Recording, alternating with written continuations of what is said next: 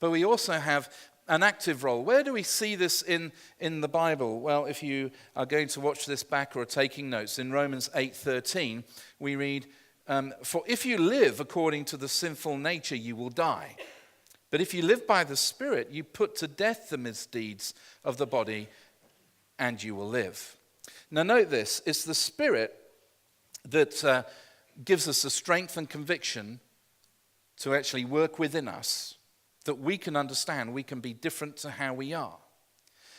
But it is our decision to put to death the misdeeds of the flesh. So the Spirit works in us, but we have to daily make a decision that we're going to put to death those things that are not of the Spirit, those things that are displeasing to God. You see, the Holy Spirit is never commanded to put to death the sin of the flesh in our life. But we always are commanded to put to death the sin of the flesh in our life. So if we're in this process of being sanctified and we go through this and we struggle with our story because we know at times we fail, what we have to do is pick ourselves up and say, well, I may have failed, but that doesn't make me a failure.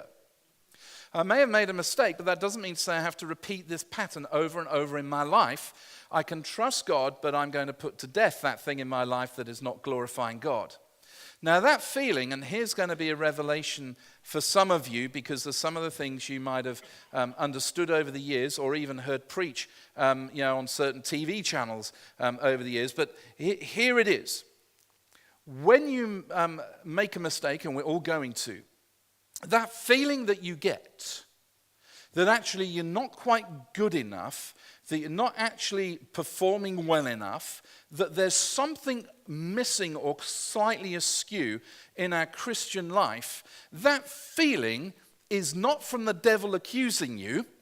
That feeling is the Holy Spirit within us convicting us and saying, my son, my daughter, I'm trying to get your attention.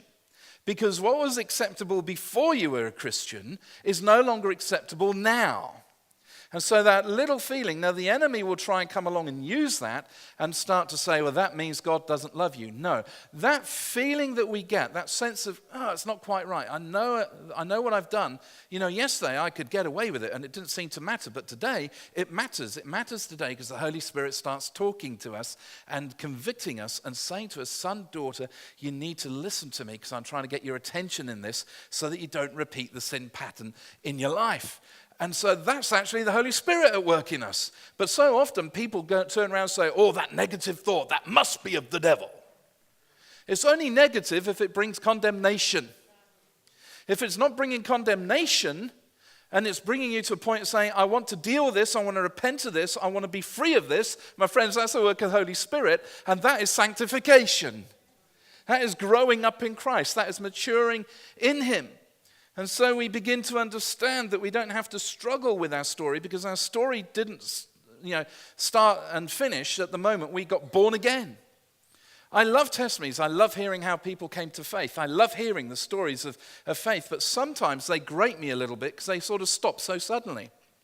Before I was a Christian, I used to go out drinking. I used to smoke. I used to do drugs. I used to go to all the clubs. I slept around. I did all those kind of things. And then Jesus saved me, and I've never been the same since. Now, that's a good news story, but for those outside in the world, it sounds like you had all your fun, then you became a Christian, and everything stopped. Isn't that how it sounds? You say, oh no, it doesn't sound like that. We've got sanctified ears, Keith. But the truth of it is that actually our story begins at the point of being born again. It begins there. So we have a life story. The longer we walk with Christ, the more we have to tell people of the goodness of God in our life. And as we build up the years of faith in Him, we can actually begin to say to people, I haven't always got it right, but God's always welcomed me back.